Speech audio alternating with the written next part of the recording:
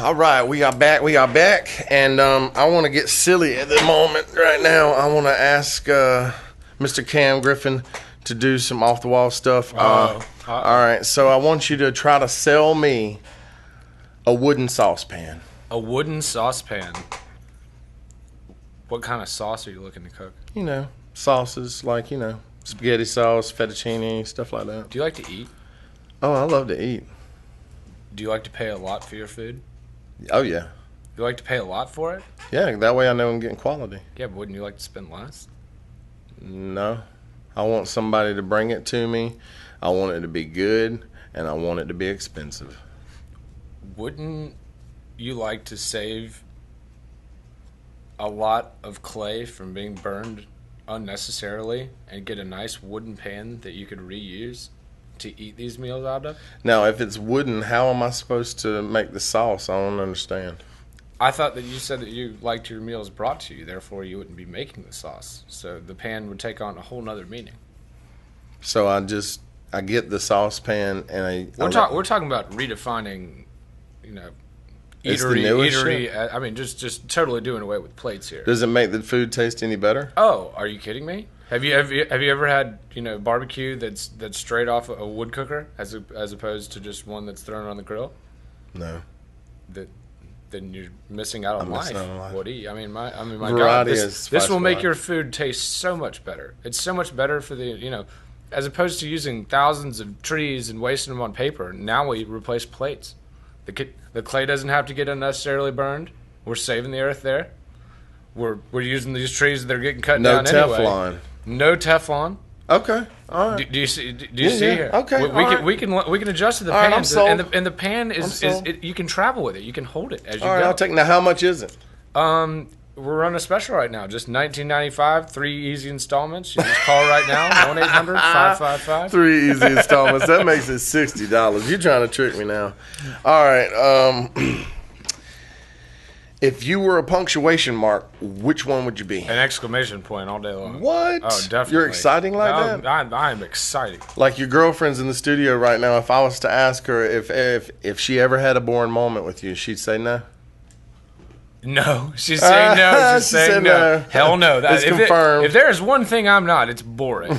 I may look like it. I may look like the douche from Evans that, whatever, is going out and hitting golf balls, but I don't play golf. No. There's nothing boring about me. I got you. All right. Well, that being said, all right, I'm going to set up a scenario for you, okay? Zombies have invaded the planet. I hate zombies. I know. The TV shows and everything. What's up with that? I'm not sure, but I'm going to tell you a strange statistic. I'm going to give you a strange statistic. Okay. 90% of all zombie movies, I believe is the number that has been filmed was post 9/11. I don't know. I'm just saying. I don't know.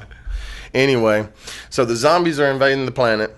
And then you have 5 people that you can choose anywhere on the planet. Like whoever you want to choose, 5 people can be on your team to fight the zombies. To kill the zombies? Mm-hmm. All right. Who is it?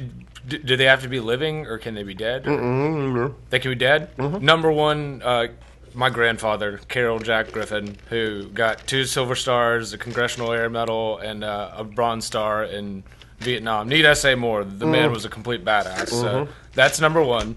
Number 2, Alex. Just in case the zombies come in and get one more round of that good sexing in, before it finally goes down. Right. And she can hold a shotgun and blow somebody's head off. Dig it. 3, definitely Jean-Claude Van Damme. Just for obvious reasons, he would whip everybody's ass. Well, let's go back to the last one. What one? You said she whooped some ass. Ryan? No, Jean-Claude would. She probably wouldn't whoop anyways. And Ryan, just give her a shotgun and tell her girlfriend? to aim small, miss small. Like So you love your girlfriend so much that you're going to add her to the team. I got to add her to the team.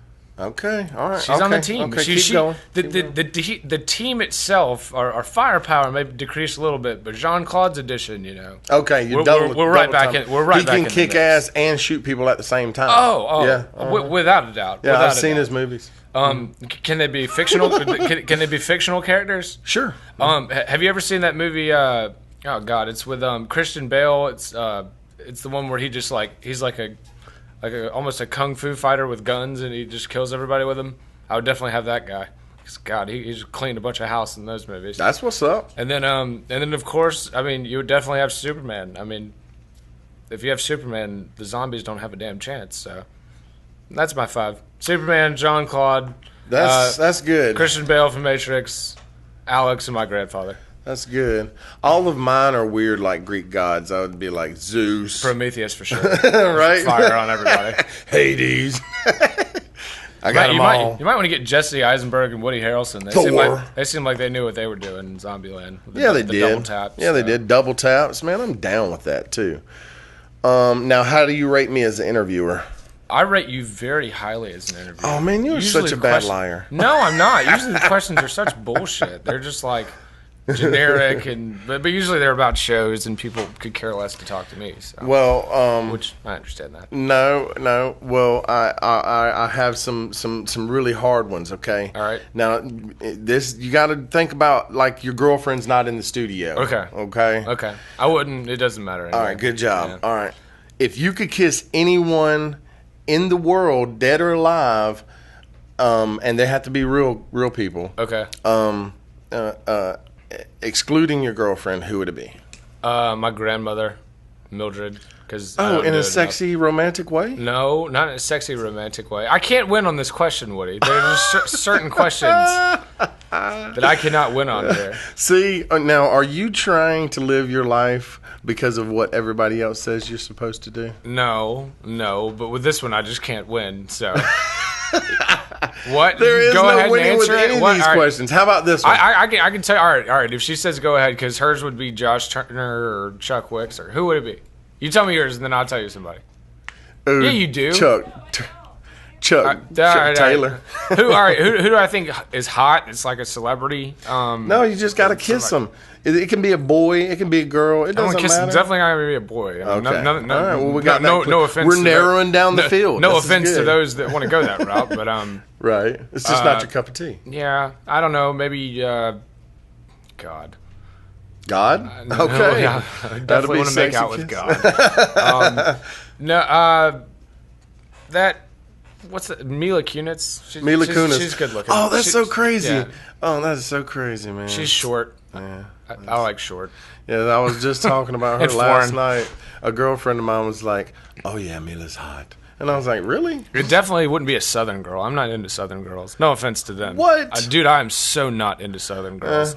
Whatever. Georgia peaches, They can be picked by others. So I'm a Georgia boy. I like them foreign. Man, I like the culture. I can dig it. All right, now what was the last lie you told? Shit, what was the last question I just answered? I don't know. Oh, God. What was the last lie I told that I knowingly told? Alex, you want to step in on this? I don't know. Last night? Probably last night for sure. It was something last night. I don't know. I definitely promised She just everyone I had chimed in. something. She was like, last night. Okay. All right, last night in concerning something that we may or may not have done before we stepped in studio today. Oh. May or may not have done. Yeah, it might have been about that. Mm-hmm. Well, you're naughty. You're naughty. No. Yeah, you can't win on this. All right, so when you're trying to impress people, what trait do you hide? What trait do I hide? Personality trait do you hide? Mm-hmm. That's a good question. I hide nervousness and like fear of rejection because I do have it. People think that I don't, but like I have feelings like anybody else. You don't like to hear no. I mean, I like when people are candid to me. I'd rather if you're going to say no, you're not string me along forever. Because usually I'm asking people for money or to let some band play they've never heard. Or something I'll like tell that. you something about no. The Colonel who started Kentucky Fried Chicken got over 300 no's before he got one yes for somebody to partner up with him, and all he had was a recipe for chicken, and they had the restaurant to cook the chicken in, and he was like, I'm going to give you this recipe, it's super high secret, and he got over 300 no's, but he kept on going, and he found somebody that said yes, and now look at KFC. Don't you know that $2.99 guy was killing really a billion pissed chickens off? a year, bitch. Like the $2.99 guy probably had a great deal in front of him and passed on it. He should be the most pissed off out of all those 300 because at that point he was probably ready to cut. That's a deal what I'm with the saying. devil, All of those 300 people passed was like, oh shit, that's that dude with that fucked up recipe. $2.99 mind, if we could find out which guy that was, he probably committed suicide. Oh yeah. He was like, "Fuck," he just was here. He was because he at probably my got house. the damn deal of a lifetime. Thrown No in front of shit, him. right? But no, I tell everyone, shit. When you ask people for money, especially with like sponsorship, there's so many good causes. Like you get. People say life insurance is the hardest thing to sell. I tell them go try to sell a sponsorship because I don't get anybody that can do it. But that's everybody knows.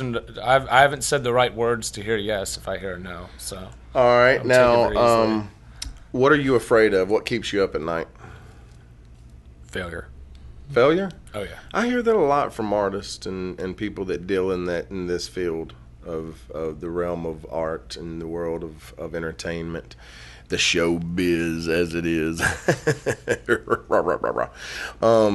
It's interesting to me that those are the most passionate people that I've ever met, but at the same time, and they're doing the most out of anybody that, the normal people that I see doing their everyday 9 to 5 and feeling like they're okay with that, and they're going to do their 20 years, they're going to fucking retire, they're going to have a check and blah, blah, blah, and man, picket fence, whatever. That's not for me.